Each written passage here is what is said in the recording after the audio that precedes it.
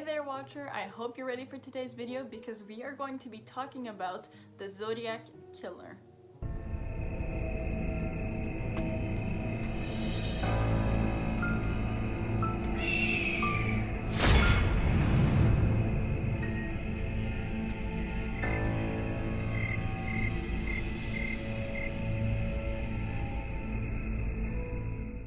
The Zodiac Killer was attributed to 5 murders, but in a letter, he confessed that he was related to 37 between the years 1968 and 1969 in Northern California. He taunted the police and made threats through letters, and it lasted until 1974. For example, on December 20th, 1968 was the first confirmed murder of the Zodiac Killer. The victims were David Faraday, who was 17 years old, and Betty Lou Jensen, who was 16 years old and David's girlfriend. They got shot to death near their car nearby Lake Herman, on the road outskirts of Vallejo, California. I don't know if I said that right, I'm so sorry if I didn't. And then on August 1st, 1969, the San Francisco Examiner, the San Francisco Chronicle, and Vallejo Times Herald all received handwritten letters in envelopes. They did not have any return addresses and contained information that only the Zodiac Killer would know. The letters began with, "Dear Editor, I am the killer of the 2 teenagers last Christmas at Lake Herman."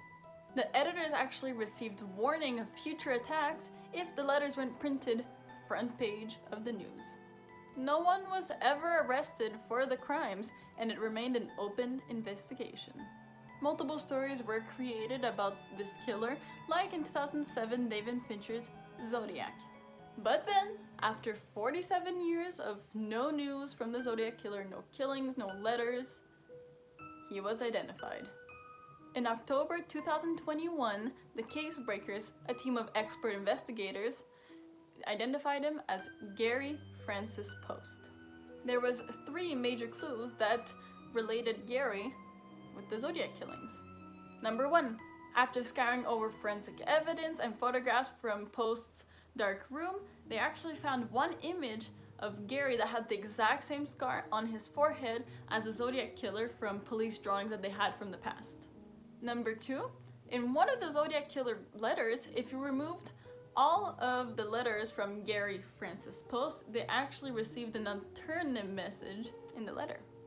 And number 3, which was actually a little bit complicated for them to get at the end, but they got the proof. In 1966, Cherry Joe Bates was actually murdered in Riverside, California. It happened 2 years before the Zodiac killings, and actually authorities received 1 year after her death a letter from supposedly the Zodiac Killer. Later on in 2016, actually investigators received a letter of someone who stated that they weren't the Zodiac Killer and they just claimed it as a sick joke. So then, Bates' case became unrelated to the Zodiac Killer case. But then, the case breakers actually found links between Gary Francis Post and Cherry Joe Bates. In 1975, it was actually confirmed in the FBI memo that the Zodiac Killer is the #1 suspect for Cherry's death. And then with some other evidence that they had found from the case breakers contended that the Cherry Joe Bates was linked to Gary Francis Post, aka the Zodiac Killer. But that's not exactly what I'm here to talk about today. I want to talk about more. Now that the Zodiac Killer has been identified, who is this man? Who is Gary Francis Post? What did he do a bit in life? And what was he like?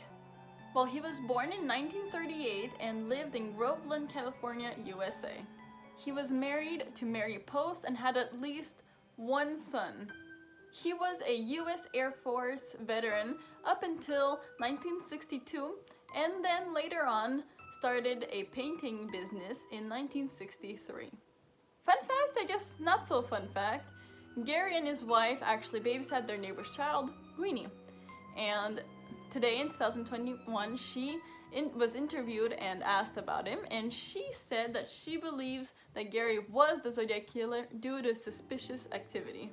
In 2016, Gary was actually arrested and accused for assaulting and seriously injuring his own wife in their own home. He was charged with 1 count of corporal injury to a spouse and another of elder or dependent adult abuse. He was found mentally incompetent to stand trial. He was placed in California State Hospital in Napa County, California. He was later placed under a mental health conservatorship. He suffered from hypertension, osteoporosis, hypothyroidism, and atrial fibrillation. And then on August 23rd, 2018, he passed away from sepsis, septic shock, dysphagia, and vascular dementia. And there you go! There's a little bit about Gary Francis Post. I'll say to you guys right now, there is not much about him online. It was pretty difficult just to find the stuff that I found. But I hope you guys enjoyed this video. I just wanted to do a quick little video because a lot of people had heard about the Zodiac Killer case. And I was like, well, now that he's been identified, maybe we could try and figure out who this guy actually is. I know it's a little bit difficult to find out more about him since he is dead, so he can't talk to us.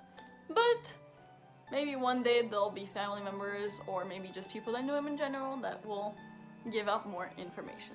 If you guys have anything to add, a fact or an opinion or a source or whatever you want, just please leave them in the comments below and give me some more video ideas and I will most likely take them. Don't forget to hit that notification bell to know when I post and maybe subscribe and give a like. Thanks, you're so kind. Anyways, well, see you next time. Bye-bye, watcher.